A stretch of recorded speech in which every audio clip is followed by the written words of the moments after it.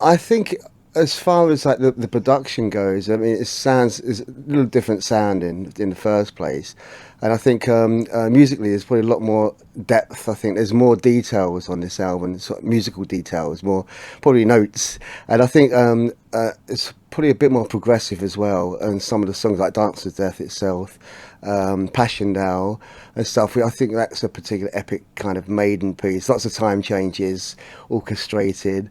So there's this. I think it's probably a heavier album as well, a lot more heavier material. And I think in general it's probably just stretching ourselves, pushing ourselves a little bit further. But I think Brave New World. I think it's a stand-up album. I think I can still listen to it now, and still sounds fresh. But I think this one's probably a little bit harder hitting and just pushing out towards just exploring different avenues this time. I think.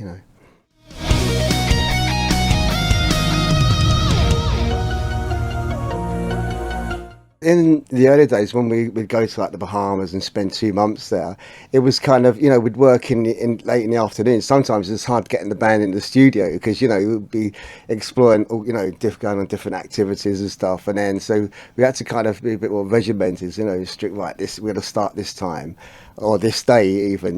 So there was a bit more, very lot looser when we were recording abroad. You set a time, okay, we're going to go in the studio now.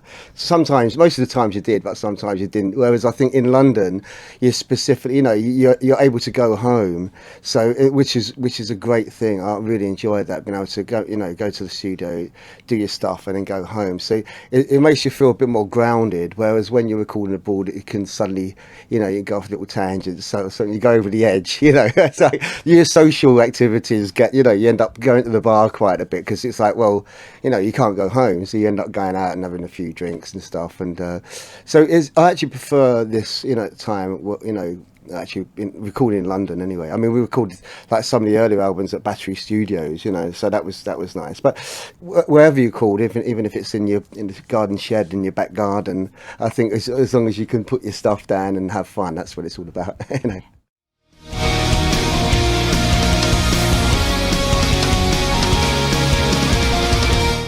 I had a few of the riffs and stuff and a few of the chord progressions, and I took them to Steve, and then he kind of started putting a couple of melodies and adding a few things. And then when we were in the rehearsal studio, we sat down with Bruce and stuff, and I was kind of playing the intro kind of. It's quite fast actually, but I was kind of playing it slowly, and he said it reminded him of like raindrops. And so that kind of inspired him to write the lyric Rainmaker, and basically he just developed all the lyrics there right as we done it. He was just basically the light bulb went on, and you could see him was scribbling away, and so we had all the music together, and then he just came in and dropped the lyrics right on top. So that was done very quickly actually as far as the lyrics go. He just was very inspired, and it just sort of came off the tongue. It was very good.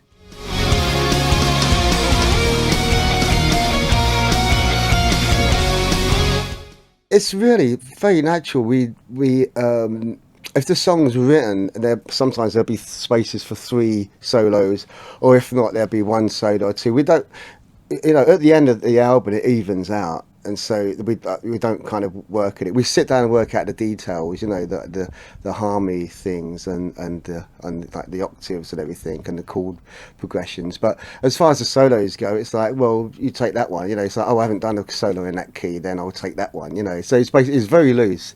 It's not like it's very loose. It's like very relaxed. Oh, you take that one. No, that's what. No, you have it. No, so it's very, and it works out very even as well. I think if you listen through, it's pretty much, as far as that the solos thing go, it pretty much evens out through the album.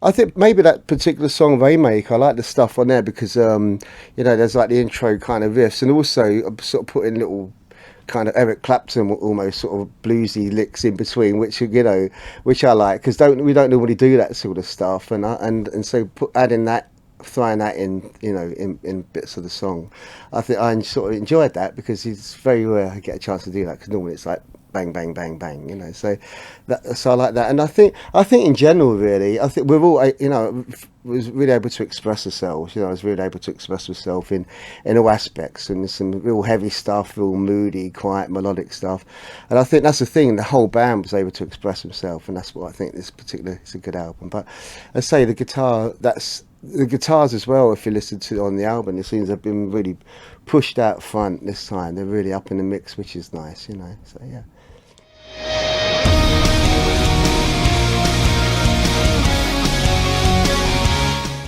Everyone had some stuff over. Actually, I had a few more things that never made it, and I think and everyone did really. And I think it's a case where we've got this amount of songs that stop here. Otherwise, we'll end up with too many songs. And we had a specific time to record the album in, so I mean we've been overlapping that and putting ourselves well off schedule. So you thought let's just do these. That's about 60 an hour, whatever, 60, 70 minutes, and then.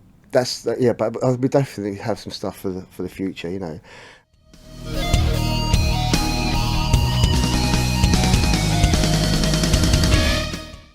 It was great. I think I really enjoyed playing Donington this year. I think it was great, and the crowd were tremendous.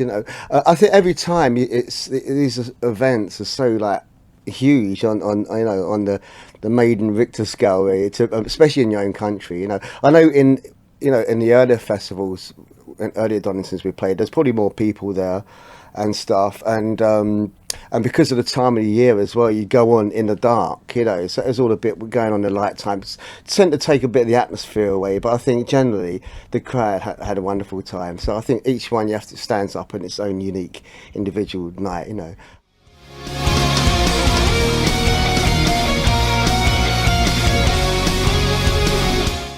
I think the like Steve will probably oversee a lot of the things. He'll get sent some of the stuff. I mean, actually, we did all see the mock-up. It's like it's one Spinal Tap size mock-up of the show, and it looks absolutely incredible. So basically, that was it. When we saw it, we thought that's it. You don't have to do anything. It looks absolutely tremendous. But I think as far as some of the backdrops stuff goes, I think Steve tends to look more at the details, I think, than the rest of us. And he always has done. I mean, Steve pretty much tends to, oversee everything from the recording process. He'll mix into the editing on DVD, and so a lot of things go to him, and he basically makes a decision and it goes back to the office. And it's probably a good way because he's very much in a good quality control. He knows what he wants and he's very focused in that area. And I think he probably comes up with a few ideas, and stuff, and tosses them in. But and I know Rod as well. Rod's really in up front and working with the details of that as well. So it's a bit of everything from Rod to Steve and a little bit of the rest of the band.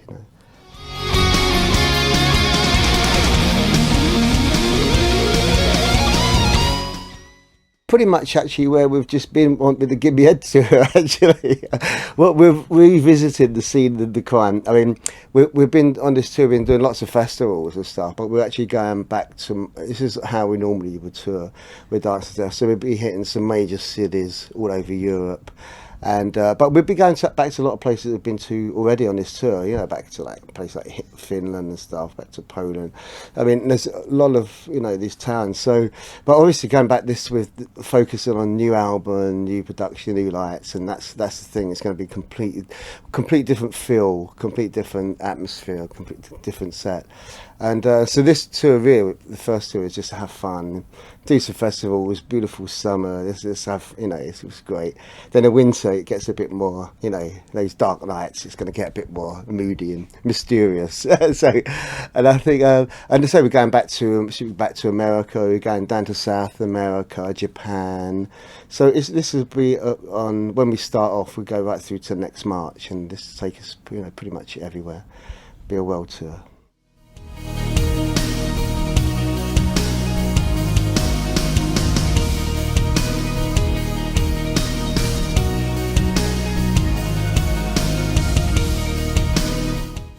Writing's a weird thing because you kind of have ideas all the time, and you're always putting melodies and ideas for riffs and stuff down all the time. I mean, you always things just come out.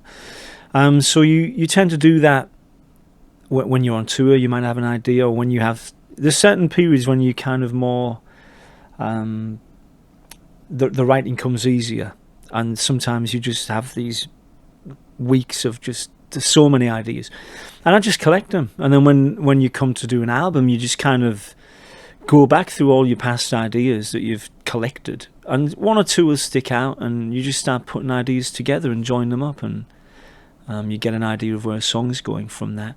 So there isn't really a moment when you start to write. Sometimes you go back 10 years and you listen to an old tape and you think, wow, that sounds really good, and I didn't use that. I'm sure everybody does it. You have thousands of tapes, hours of ideas, and you want to use a very tiny proportion.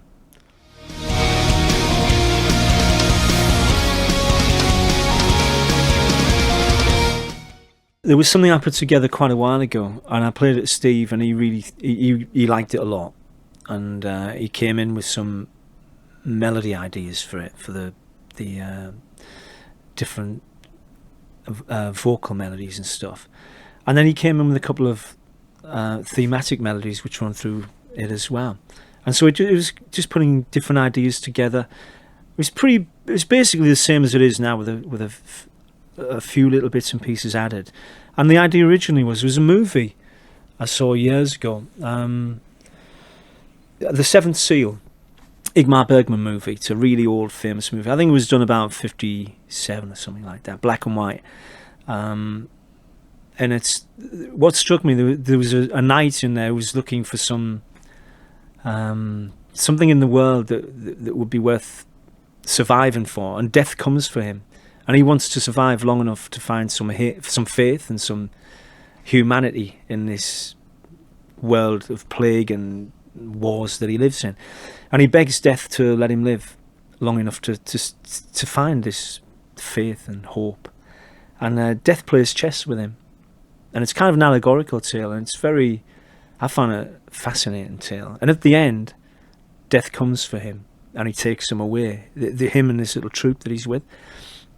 And the end of the movie, which I'm told was something that they just stuck in at the very end, and all the actors had gone home, and it was something that Ingmar Bergman just had an idea for. And at the end of the movie, they do the dance of death into the distance, and you see them dancing over the mountains.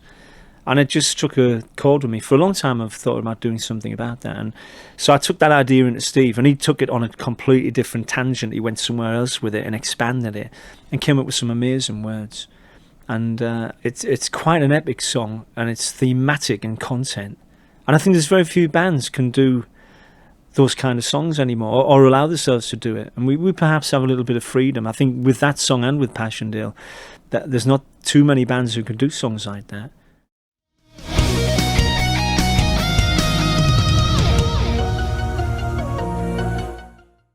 I like Steve's lyrics because they're kind of simplified. He doesn't go in for big words and huge rhyme and couplets, but he gets across his point of view in a very solid way. And sometimes he can move you, he can make you shiver with some of his lines, which is great. Yeah, I mean, I read the lyrics and just thought, yeah.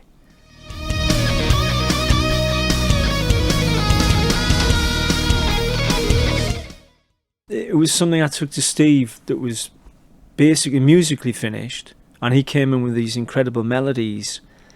There's kind of a counterpoint to the melodies I had in there, and made it very interesting.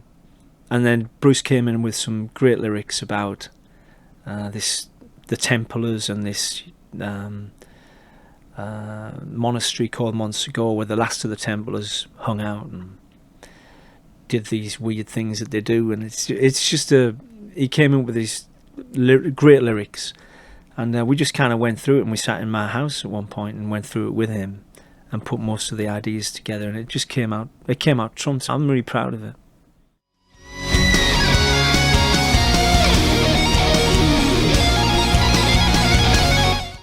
Maiden is a kind of a boys' own band. It means we can write about anything, and Be Quick or Be Dead was kind of about the Robert Maxwell saga, and you've got Alexander the Great, the Trooper, which kind of historical things. And I think it's really healthy because we can write about anything. Well, we're not stuck in that kind of compartment where there have to be love songs, or there has to be a ballad, or there has to be this, has to be that. Literally, we can write about anything, and we write about things that interest us. I think history is always an interesting thing. Sometimes we write about politics, but in a very careful way. Afraid to Shoot Strangers is about war, or the aftermath is about war from the point of view of the guys who had to fight it, not the politicians who send you there. Steve, if you look at or listen to Alexander the Great and stuff like that, I'm sure that he goes in there and has a look. And I know for a fact Bruce has A-levels in history, so he's very aware of historical stuff. So yeah, we wouldn't just write willy-nilly about anything that we didn't know about. But I think writing in general, you get a feeling. You might read a book or see a movie. Man on the Edge was kind of about that movie falling down. It was that whole idea of just being squashed in this urban nightmare. So you get feelings from that and you write about it. But because I'm not involved that much in the lyrics, it's merely Steve and Bruce. And Nick at the moment, actually.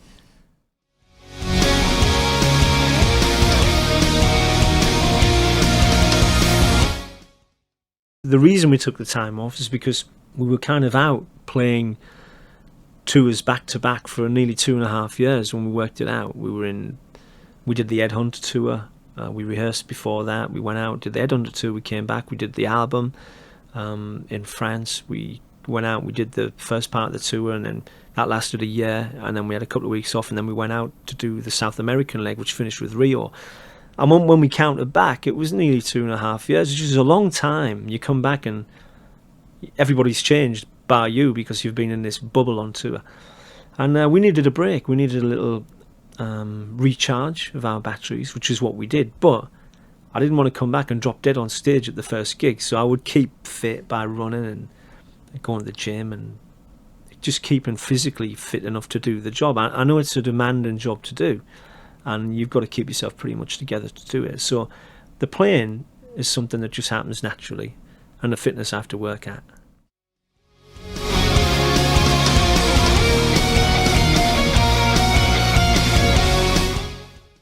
Without doubt, the stage is the best because you just go up there, and I always personally just enjoy it for what it is. You know, you get up there, the lights might be crap, or the PA might not work that night, or your gear might be buzzing and feeding back, and everybody's moaning about it. But at the end of the day, you just go up and you do the best you can with what you've got. And I learned that from Ian Gillan years ago at a gig in Yugoslavia, and I had to look at the PA, and it was a bit Mickey Mouse. And I said, "What are we going to do? This PA is terrible." And he went, "We'll do the best with what we got." And I thought, yeah, that's a great attitude. And that's what you got to do. You go out and you do the best with what you got. And I love playing live because it's different every night. It's different people every night. I never know what I'm going to do. The one thing about me and my playing is it's pretty unpredictable. And to me, rock and roll it kind of got a bit too predictable. And maybe that little bit of unpredictability gives it a bit more excitement. And nobody can know what I'm going to do because I don't know what I'm going to do. I know more or less the melodies I want to play, but there's other things within those melodies that I can play with. And so, yeah, the live thing's great. Now, having said that, the studio, you can be quite creative and you can go in there and create things, but it's all got a little bit computerized for me, and it's lost the feeling that I used to have going in the studio. Is not quite the same anymore, which is why we do it in that kind of live way. So we go in and we've got the drums and Steve in one room and the guitars in another room and Bruce in another room. We're all looking at each other. We've got eye contact. And I think one of the best things about Iron Maiden is our live show. And if we can collect that, which I think Martin Birch did very, very well, collecting the energy and the power of the band and putting it onto vinyl. And now we're in the digital age and Kevin Shirley's come along and he's trying to capture what we do and keep it up to date sonically with all the digital stuff and the Pro Tools and whatever. But you need the basis of that live feel to capture that. If you can capture that, then that's what this band's about. So I enjoy that too, but the live thing is what I live for. I think without the live gigs, I don't think this band could really exist.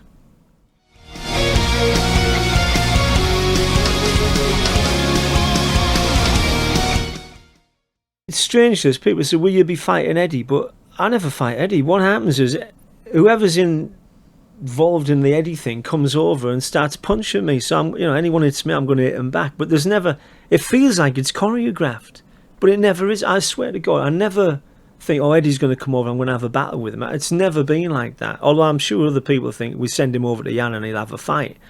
But if someone comes over and thumps me, I'm going to thump him back, like anybody with the right mind would do. So this huge 12-foot monster comes over and twats me on the head. I'm not going to let that go. So then I get involved with it. But it's never planned. I never know what I'm going to do. I think on the last tour, he had quite wide legs. So I'd run through his legs and he'd be swiping at me. And I'd kick him from behind and then run through his legs. But it's all part of the fun. But I never, ever worked it out. I would just do whatever comes. If he didn't come over, it wouldn't bother me. In fact, on this tour, he hasn't been coming over that much. He just comes over, pats me on the head, I take a swipe at him and he runs away, which is fine by me. So I'm sure people must think, oh, this is all choreographed and it's a bit pantomime. But it's never, ever been choreographed, any of it. And that, to me, is the most important thing, because there's nothing I hate more than something that's choreographed.